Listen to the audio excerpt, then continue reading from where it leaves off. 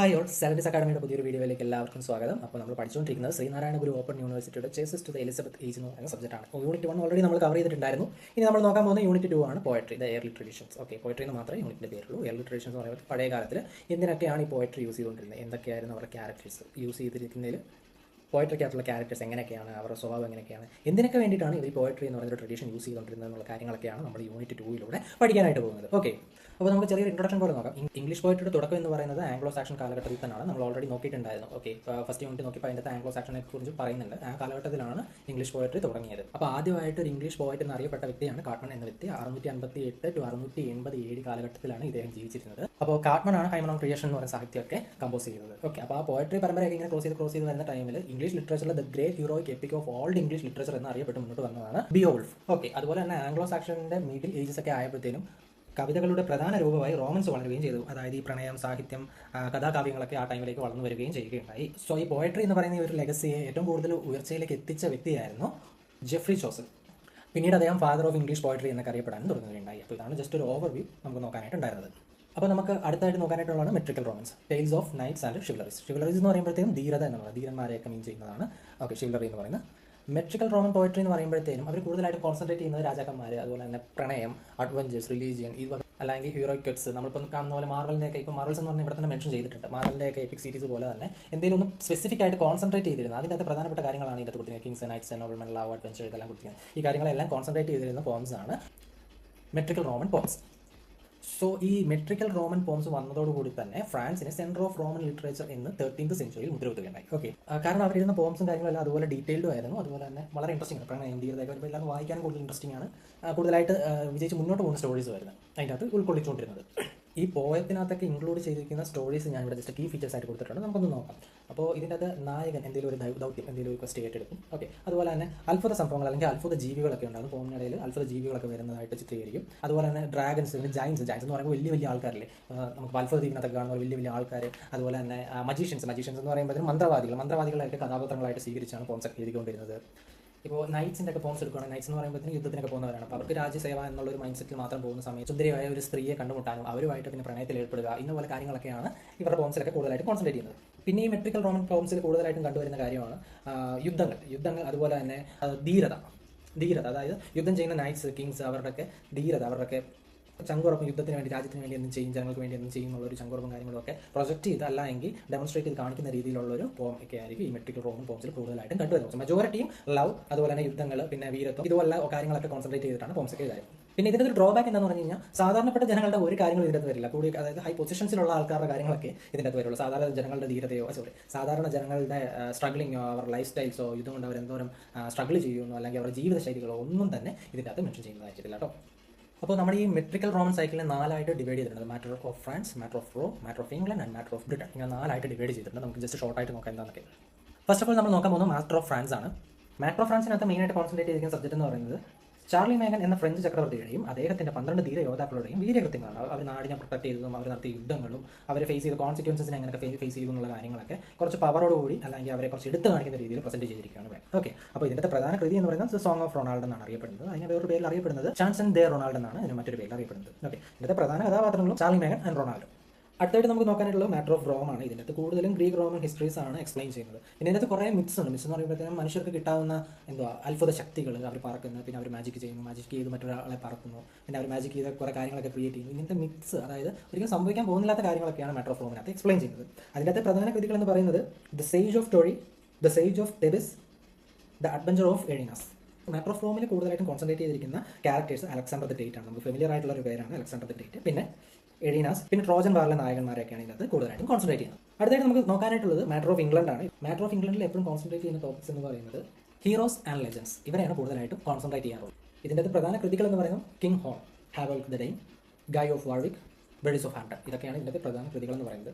ഈ king horn എന്ന് പറയുന്നത് ചൈൽഡ്, അതായത് കിങ് ഹോൺ വളരെ കുട്ടിക്കാലം തന്നെ ആയിരുന്നപ്പോൾ സദാസൻസ് പിടികൂടുകയും പിന്നെ അവരുടെ കയ്യിൽ നിന്ന് കുറേ സ്ട്രഗിളൊക്കെ ചെയ്ത് രക്ഷപ്പെടുകയും പിന്നീട് തൻ്റെ രാജ്യത്തേക്ക് തിരിച്ചു വരികയും റൈൻഹിൽഡ് എന്ന രാജകുമാരിയെ കണ്ട് പ്രണയിച്ച്, നേരത്തെ തന്നെ പ്രണയിക്കുന്നുണ്ടായിരുന്നു. 7 വർഷത്തെ പ്രണയമാണ്. 7 വർഷത്തിന് വേർപാടിന് ശേഷം തിരിച്ചു വന്ന് പ്രണയിച്ച് രാജകുമാരിയെ തന്നെ വിവാഹം ചെയ്യുന്ന ഒരു സ്റ്റോറിയാണ് ഈ കിങ് ഓഫ് ഹോം എന്ന് പറയുന്നത്. പിന്നെ പറഞ്ഞാണ് ഹാവോക്ക് ദ ഡെയിൻ. ഇതിൽ നോക്കുകയാണെങ്കിൽ ഡെൻമാർക്കിലെ രാജകുമാരനായ ഹാവോക്കിനെ ഒരു രക്ഷാധികാരി അധികാരത്തിൽ നിന്ന് മാറ്റുന്നു. ആൾ ഒരു ഹീൽ ക്യാരക്ടറായിരുന്നു. ഹാവോക്കിനെ അധികാരത്തിൽ നിന്ന് മാറ്റുന്ന ആ ഒരു രക്ഷാധികാരി ഹീൽ ക്യാരക്ടറായിരുന്നു, ദുഷ്ടനായിരുന്നു. ഹാവോക്കിനെ കൊല്ലാനായിട്ട് അധികാരി ശ്രമിച്ചെങ്കിലും അതിൽ നിന്നൊക്കെ രക്ഷപ്പെട്ട് സ്വന്തം സ്വന്തം രാജ്യം വീണ്ടെടുക്കുകയും ഇംഗ്ലണ്ടിൻ്റെയും ഡെൻമാർക്കിൻ്റെയും രാജാവൊക്കെ ആയി മാറുകയും ചെയ്തു. ഓക്കെ, ഇതൊക്കെയാണ് ഈ മാറ്റർ ഓഫ് ഇംഗ്ലണ്ടിൽ കൂടുതലായിട്ടും കോൺസെൻട്രേറ്റ് ചെയ്യുന്ന സ്റ്റോറീസ്. പോയത്തിൽ വിഷ്വലൈസ് ചെയ്യുന്ന സ്റ്റോറീസ് ആണ്. ലാസ്റ്റായിട്ട് നോക്കാനുള്ള മാറ്റർ ഓഫ് ബ്രിട്ടൻ. ഈ മാറ്റർ ഓഫ് ബ്രിട്ടനിൽ വരുമ്പോൾ കൂടുതലായിട്ടും കിങ് ഓതറിനെ മാത്രം കോൺസെൻട്രേറ്റ് ചെയ്തതായിട്ട് ശ്രമിച്ചിരിക്കുന്ന കൃതികളാണ് മാറ്റർ ഓഫ് ബ്രിട്ടനകത്ത് വരുന്നത്. ഇതിൻ്റെ അകത്ത് പ്രധാനമായിട്ട് വരുന്ന കൃതികൾ Sir Gawain and Green Knight, Arthur and Merlin, Sir Tristan, ഇതൊക്കെയാണ് കൂടുതലായിട്ടും കണ്ടുവരുന്നിരിക്കുന്ന ഇതൊക്കെയാണ് പ്രധാനപ്പെട്ട കൃതികൾ. ഇതിനകത്ത് പ്രധാന ക്യാരക്ടേഴ്സ് നോക്കുകയാണെങ്കിൽ ഫസ്റ്റ് വൺ കിങ് ഓർത്തർ ആണ്, പിന്നെ മെർലിൻ, അതുപോലെ തന്നെ സർ ഗവൈൻ, ഇവരൊക്കെയാണ് പ്രധാന കഥാപാത്രങ്ങളായിട്ട് വരുന്നത്.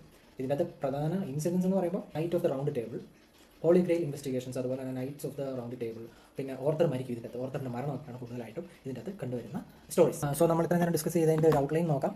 ഇത് മാറ്റർ ഓഫ് ഫ്രാൻസ് ആണ്, Charlemagne and his peers. Just screenshot എടുത്തോളൂ, ഞാൻ പറഞ്ഞ കാര്യങ്ങളൊക്കെ തന്നെ ഇതിനകത്ത് മെൻഷൻ ചെയ്തിരിക്കുന്നത്. Next one matter of Rome with history ലെജൻസിനെ കുറിച്ചൊക്കെ ഡിസ്കസ് ചെയ്യുന്നു. Next one matters of the England, heroes of the common land ആണ് കൂടുതലും ഡിസ്ക്രൈബ് ചെയ്യുന്നത്. And the last one matter of Britain, King Arthur and the round table. ഇതാണ് മെയിനായിട്ട് നോക്കേണ്ടത്. Okay, നമ്മൾ ആദ്യമേ തന്നെ പറഞ്ഞിട്ടുണ്ടായിരുന്നു ഇംഗ്ലീഷ് സാഹിത്യത്തെ അതിൻ്റെ ഉന്നതിയിലേക്ക് എത്തിക്കാനായിട്ട് കൂടുതലായിട്ടും ശ്രമിച്ച ആൾ എന്ന് പറയുന്നത് ജെഫ്രി ചോസറാണ്. മാത്രമല്ല അദ്ദേഹത്തെ ഫാദർ ഓഫ് ഇംഗ്ലീഷ് പോയട്രി എന്നാണ് അറിയപ്പെട്ടുകൊണ്ടിരുന്നത്. സോ നമ്മൾ അടുത്തായിട്ട് നോക്കാൻ പോകുന്നത് ജെഫ്രി ചോസറിൻ്റെ ഒരു ഔട്ട്ലൈനാണ്. ജെഫ്രി ചോസർ ആരായിരുന്നു, എന്തായിരുന്നു എന്നൊക്കെ. ഓക്കെ, ഫസ്റ്റ് ഓഫ് ഓൾ നമ്മൾ പറഞ്ഞിട്ടുണ്ടായിരുന്നു ഫാദർ ഓഫ് ഇംഗ്ലീഷ് പോയട്രി. ആദ്യമായിട്ട് കിട്ടിയ ടൈറ്റിലാണ് father of English poetry. Second കിട്ടിയ ടൈറ്റിലാണ് ഫസ്റ്റ് മോഡേൺ പോയറ്റ്. അതായത് പഴയ സാഹിത്യ സ്റ്റൈലുകളെ മാറ്റി പുതിയ സ്റ്റൈലുകൾ കൊണ്ടുവരാനായിട്ട് ജെഫ്രി ചോസറിന് സാധിച്ചു. അത് കഴിഞ്ഞ് കിട്ടിയതാണ് earliest of the greatest moderns. അതായത് ഈ വകഭേദം സംഭവിച്ചുകൊണ്ടിരിക്കുന്ന കൃതികൾക്കെല്ലാം അതായത് പുതിയ സ്റ്റൈൽ കൊണ്ടുവരുന്ന ആദ്യത്തെ വ്യക്തി ഇദ്ദേഹമാണെന്നും ജെഫ്രി ചോസർ ആണെന്നും ഒരു ടൈറ്റിൽ കിട്ടിയിട്ടുണ്ടായിരുന്നു. ഓക്കെ, സോ അദ്ദേഹത്തിന്റെ ജീവിതം നോക്കിക്കഴിഞ്ഞാൽ 1340 ജോൺ ചോസറിന് ജനിച്ച പുത്രനായിരുന്നു ജെഫ്രി ചോസർ എന്ന് പറയുന്നത്.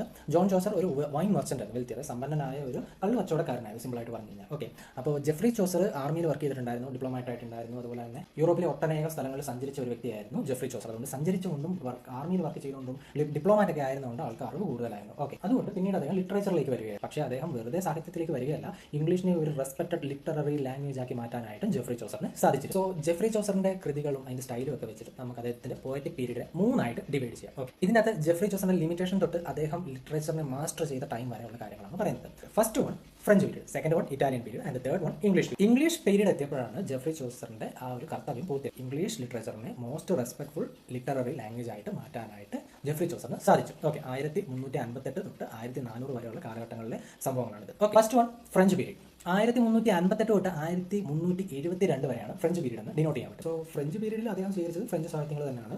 അതിനകത്ത് അദ്ദേഹത്തിന്റെ കൃതികളിൽ അലർജിക്കൽ ഡ്രീം വിഷൻ, പോർട്ട്ലി ലവ് തീംസ് പോലെയുള്ള സബ്ജക്ട്സ് ഒക്കെയാണ് കൂടുതലായിട്ടും വന്നിരുന്നത്. അതുപോലെ തന്നെ ഫ്രഞ്ച് ലിറ്ററേച്ചറിനെ ട്രാൻസ്ലേറ്റ് ചെയ്യാനായിട്ട് ഈ ഫ്രഞ്ച് പീരീഡിൽ ജെഫ്രി ചോസറിന് സാധിച്ചു. ഓക്കെ, 1369 ഇമ്പോർട്ടൻറ്റ് വർക്കായിട്ട് the book of the Duchess വരികയും ചെയ്തു ജെഫ്രി ചോസറിന്റെ. Okay, so the book of the Duchess എന്ന് പറയുന്നത് റോമൻ ഡെ ലാ റോസ് എന്ന ബുക്കിന്റെ ട്രാൻസ്ലേഷനാണ്. ഓക്കെ, അതുകൊണ്ടാണ് നമ്മൾ നേരത്തെ ഡിസ്കസ് ചെയ്ത് ട്രാൻസ്ലേഷൻ ഓഫ് ഫ്രഞ്ച് ലിറ്ററേച്ചർ ഈ ഒരു പീരീഡിലാണ് സംഭവിച്ചിരിക്കുന്നത്. ഫ്രഞ്ചിൽ എഴുതിയിരിക്കുന്ന കൃതികളെല്ലാം ഇംഗ്ലീഷിലേക്ക് ട്രാൻസ്ലേറ്റ് ചെയ്യാനായിട്ട് ജെഫ്രി ചോസറിന് സാധിക്കും. അടുത്തായിട്ട് നമ്മൾ നോക്കാൻ പോകുന്നത് ഇറ്റാലിയൻ പീരീഡാണ്. ഓക്കെ, 1372 തൊട്ട് 1385 വരെയാണ് ജെഫ്രി ചോസറിന്റെ ഇറ്റാലിയൻ പീരീഡ് എന്ന് പറയുന്നത്. 1372 ജെഫ്രി ചോസർ ഇറ്റലി സന്ദർശിക്കും. ഡാൻഡെ, പീട്രാച്ച്, ബുക്കേഷ്യ പോലുള്ള ആൾക്കാരുടെ വിവരങ്ങളെല്ലാം അറിയുകയും അവരിൽ കൂടുതലായിട്ടും ഇൻസ്പയർഡ് ആകാനായിട്ടും ജെഫ്രി ചോസർ തുടങ്ങി. സോ ആ ടൈമിൽ ജെഫ്രി ചോസർ പോയട്രിക്ക് വന്ന ഒരു വകഭേദമാണ്, അതായത് അതിൻ്റെ അകത്തെ സിസ്റ്റം, അതായത് ജെഫ്രി ചോസറിന്റെ വ്യൂസ് കംപ്ലീറ്റ്ലി മാറി. പിന്നെ അദ്ദേഹം സൈക്കോളജി, ഇമോഷൻസ്, ട്രാജിക്കൽ ലവ്, ദുരന്തമായിട്ടുള്ള പ്രണയകഥകളൊക്കെ എടുത്തു വെച്ച് പോയംസ് ആയിട്ട് ക്രിയേറ്റ് ചെയ്യാനായിട്ട് തുടങ്ങി. ചോസറിന്റെ ഏറ്റവും മികച്ച പ്രണയ ദുരന്ത കാവ്യം എന്നറിയപ്പെടുന്നത് ട്രോയിലസ് ആൻഡ് ക്രിസൈഡ് എന്ന് പറയുന്ന കാവ്യമാണ്. അതുപോലെ തന്നെ കീർത്തിയുടെയും പ്രശസ്തിയുടെയും സ്വഭാവം പരിശോധിക്കുന്ന ഒരു കൃതി കൂടെ ഉണ്ട്. അതും ഈ ഇറ്റാലിയൻ പീരീഡിൽ രചിച്ചതാണ്. ദ ഹൗസ് ഓഫ് ഫെയിം എന്നാണ് ആ കൃതിയുടെ പേര്. ഓക്കെ, ലാസ്റ്റ് ആൻഡ് ഫൈനലായിട്ട് നമുക്ക് നോക്കാനായിട്ടുള്ളതാണ് the English period, the most important period of Chaucer's life. So ഈ ഇംഗ്ലീഷ് പീരീഡിൽ ജെഫ്രി ചോസർ എന്ന് പറയുന്ന വ്യക്തി കംപ്ലീറ്റ്ലി മെച്യൂർഡ് ആവുകയും അദ്ദേഹത്തിൻ്റെ കൃതികൾക്ക് ഒറിജിനാലിറ്റി വരികയും ചെയ്യും.